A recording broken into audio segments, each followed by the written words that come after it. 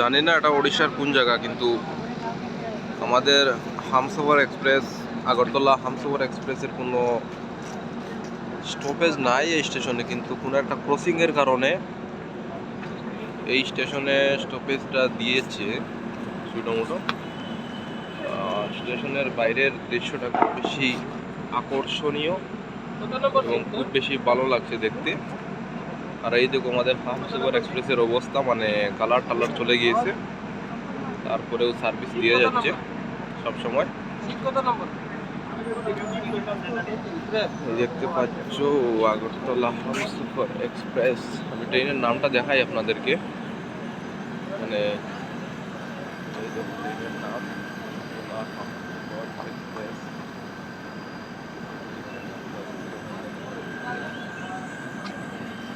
क्या हुआ है गाड़ी किधर उठा